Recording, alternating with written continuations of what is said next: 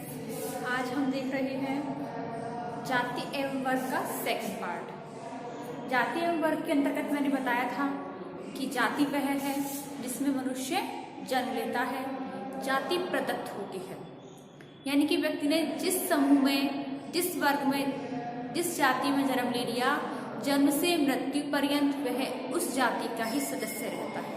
परंतु वर्ग एक ऐसी है जिससे कि व्यक्ति अपनी श्रेष्ठता के बल पर, अपनी योग्यता के बल पर व्यक्ति मध्यम वर्ग से उच्च वर्ग में जा सकता है, और यदि उसका किसी में नुकसान चला जाता है, घाटा चला जाता है, तो वह उच्च वर्ग से निम्न वर्ग में भी आ सकता है।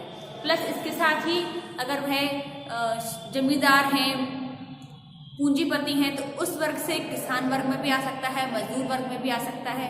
तो इस प्रकार से वर्ग डिवाइड होते हैं। वर्ग वह है जिससे कि व्यक्ति अपनी योग्यता के बल पर हासिल कर सकता है, परंतु जाति व्यक्ति को स्वतः ही मिलती है। व्यक्ति चाहकर अपनी जाति को नहीं बदल सकता है। व्यक्ति का जन्म जिस जाति में होता है वह मृत्यु पर्यंत उसी जाति का सदस्य रहता है, उसी जाति का अंग बन जाता है। इससे पहले की जो हमारी वीडियो थी उसमें हमने देखे थे कि जाति का निर्धारण कैसे होता है या वर्ग का निर्धारण किन किन आधारों पर होता है। और आज की वीडियो है हमारी कि गांव में वर्ग किस प्रकार से डिवाइड होते हैं, शहरों में वर्ग किस प्रकार से डिवाइड होते हैं, और गांव और शहरों दोनों में कैसे होते हैं। तो गांव में जैसे कि आपने देखा होगा कि गांव में कोई पूंजीपति वर्ग है, जमींदार वर्ग हैं, तो कोई किसान वर्ग है, तो कोई मजदूर वर्ग है। इस तरह से तीन भागों में हमारे मजदूर डिवाइड होते हैं गांव में। तो सबसे पहले आता है मालिक, जमींदार या साहूकार। जो मालिक के जमींदार होते हैं इनके पास बहुत सारी प्रॉपर्टी होती है, बहुत सारी जमीन होती है, खेती होती है, बहुत सी संपत्ति होती है, और उस संपत्ति के कारण वो मजदूर वर्ग से अपनी खेतों में काम करवाते हैं। और कभी कभी उनकी जो जमीन होती है उनको कुछ पैसों के आधार पर दे देते हैं, यानी कि उनकी जमीन गिरवी रख देते हैं, और बदले में उनसे, उन मजदूर जो होते हैं उनसे काम करवाते हैं और उनका खर्चा पानी देते रहते हैं। तो इस प्रकार से जो जमींदार वर्ग होते हैं, पूंजीपति लोग होते हैं, मालिक वर्ग होते हैं, ये लोग मजदूरों का शोषण करते हैं। भूमिहीन जो श्रमिक होते हैं उनके पास कोई भी जमीन नहीं होती है, ये अपनी जमीन को मालिकों के पास, जमींदारों के पास गिरवी रख देते हैं, क्योंकि अगर इनके पास कोई भी खर्चा जाता है तो उनके पास इतना नहीं होता है कि अपने खर्चे को वहन कर सके। और अपने खर्चे की पूर्ति करने के लिए इनके पास जो भी संपत्ति होती है या भूमि होती है, खेत का टुकड़ा होता है, खेती होती है, वो अपने खेत को जमींदारों के पास गिरवी रख देते हैं। इसके बाद अगला आता है किसान वर्ग। किसान वर्ग जो होते हैं खेतों में, गाँव में अगर आपने देखा होगा कि गांव के लोग अपना जीवन यापन कृषि पर आधारित रखते हैं। खेती ही इनका मुख्य जीवन यापन करने का एकमात्र सहारा होता है। तो गांव में किसान वर्ग अधिक पाया जाता है, जो लोग खेती करते हैं, अनाज उत्पन्न करते हैं, अनाजों को मंडियों में बेचते हैं, इससे वो अपने बच्चों का, अपने परिवार का पालन पोषण करते हैं। तो गांव में किसान वर्ग बहुत अधिक पाया जाता है, क्योंकि आपने देखा होगा कि हमारे जो भारतीय जो गांव है वहां पर कृषि आधारित लोग रहते हैं।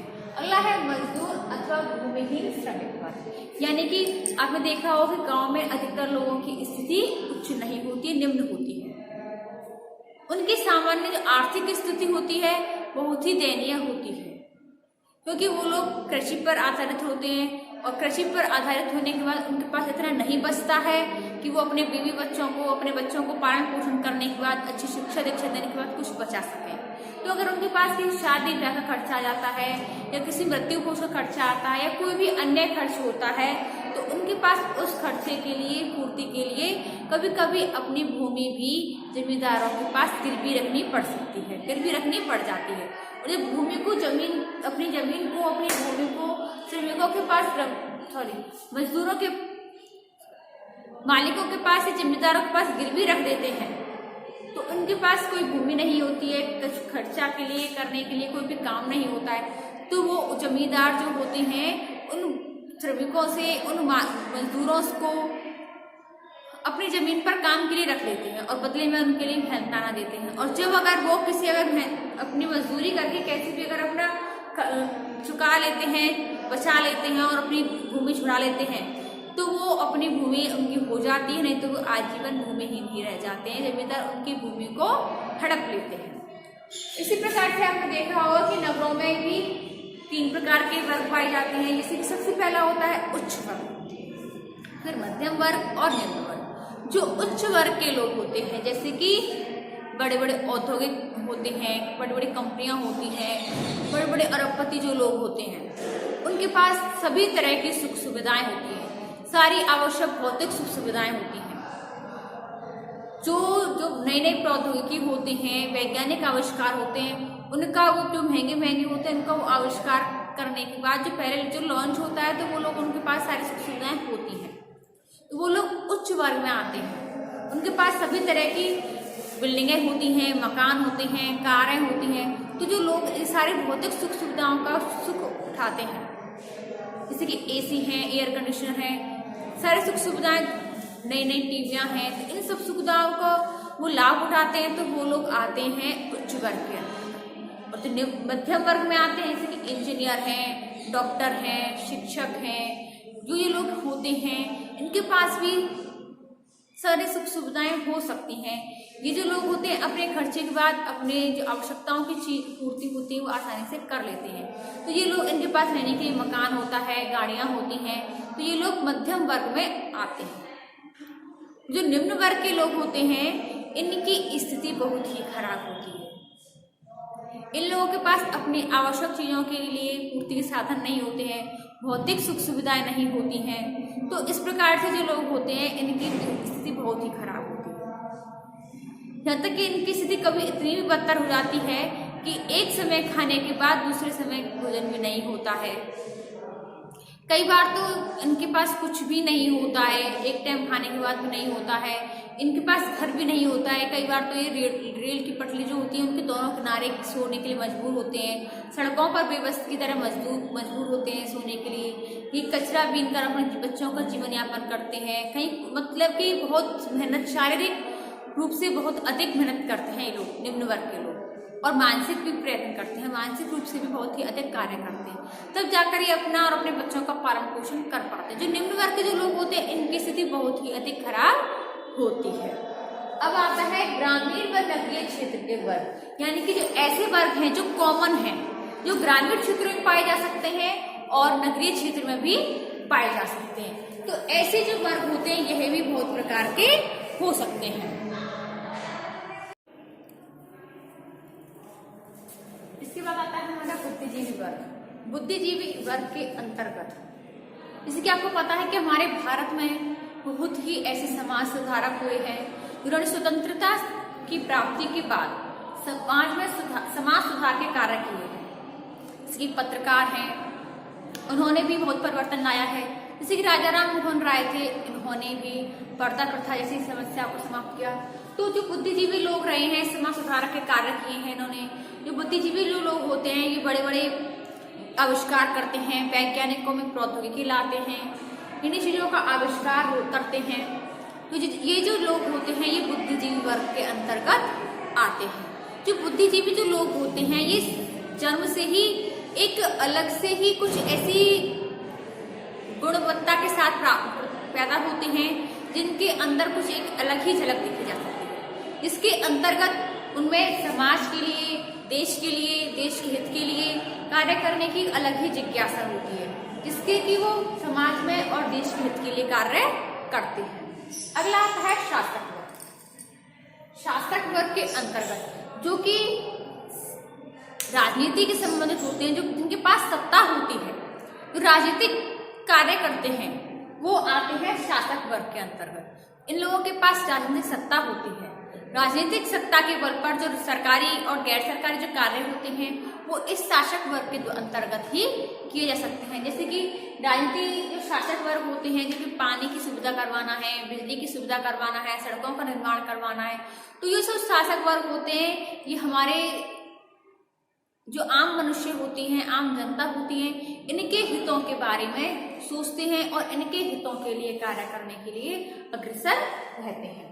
अगला है नौकरशाही वर्ग। जो नौकरशाही वर्ग होते हैं, यानी कि नौकरी करना, एक दूसरे के यहाँ पर नौकरी करना। ये नौकरशाही वर्ग जैसे कि चिकित्सक हैं, इंजीनियर हैं, शिक्षक हैं और भी कई पदों पर कार्यरत होते हैं, जैसे कि 4th क्लास में होते हैं, बाबू होते हैं, लिपिक होते हैं, जो कि नौकरशाही वर्ग होते हैं। ये अपनी मूलभूत आवश्यकताओं की पूर्ति के लिए कार्य करते हैं, जैसे कि रेल विभाग में होता है, बिजली विभाग में होते हैं, नल विभाग में होते हैं। तो ये हर विभाग में अपने अपने भौतिक आवश्यकताओं की पूर्ति करने के लिए लोग रखे हुए हैं।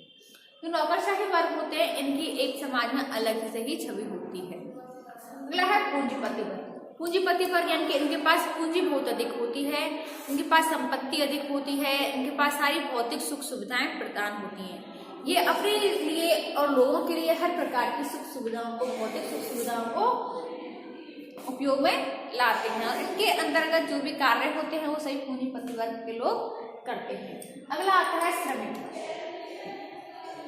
श्रमिक वर्ग जो लोग होते हैं, ये जो बड़ी बड़ी औद्योगिक कंपनियां होती हैं, फैक्ट्रियां होती हैं, इसके अंतर्गत श्रमिक वर्ग आते हैं। और हर श्रमिक वर्ग का एक मुखिया होता है जो कि अपने अपने अंडर में जो श्रमिक होते हैं उनका शोषण होता है, उनका आंदोलन करके या हड़ताल के द्वारा किसी भी तरह से उनका शोषण होने से बचाया जा सकता है। तो श्रमिक वर्ग होते हैं ये शारीरिक रूप से और मानसिक रूप से औद्योगिक कंपनियां होती हैं, कारखाने होते हैं, कंपनियां होती हैं, फैक्ट्रियां होती हैं, उनमें वर्कर्स होते हैं, उनमें काम करते हैं और अपने परिवार का पालन पोषण करते हैं।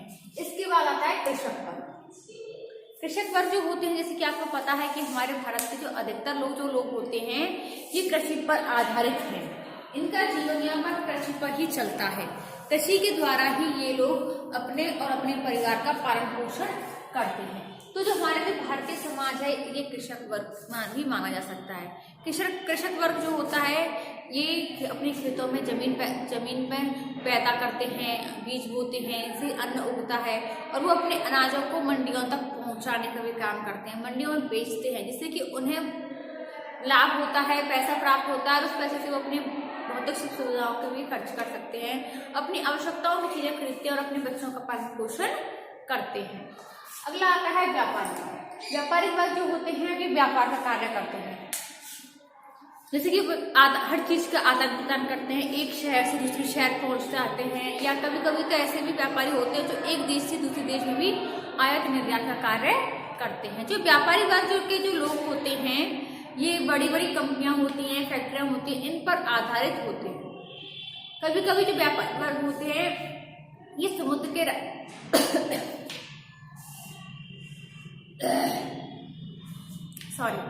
जो व्यापारी वर्ग होते हैं ये कभी कभी तो समुद्र के रास्ते से भी व्यापार का कार्य करते हैं। यानी कि बड़े बड़े समुद्र होते हैं उनमें जहाजों के द्वारा एक स्थान से दूसरे स्थान पर सामान पहुंचा जाता है और वहां से सामान लाया जाता है और अपने देश में पूरे भागों में यह सामान की पहुंचा जाता है और उसकी आवश्यकताओं की पूर्ति की जाती है। तो ये था आज के हमारे जो गांव में किस तरह के वर्ग होते हैं, शहरों में कैसे वर्ग होते हैं और ग्रामीण और नगरीय शहरों में किस प्रकार के वर्ग पाए जा सकते हैं। और अब आता है हमारा जाति और वर्ग में अंतर, कि जाति आपको पता है क्या है और वर्ग आपको पता चल गया क्या है, तो इन दोनों में अंतर भी हमें स्पष्ट करना है। तो सबसे पहले आता है जाति बंध वर्ग है, यानी कि जाति जो होती है ये बंध वर्ग है और जब वर्ग में क्या होता है खुलापन पाया जाता है। जैसे कि जैसे कि व्यक्ति ने अगर जिस जाति में जन्म ले लिया वह उसी जाति में बंद होकर रह जाता है, बंद हो जाता है।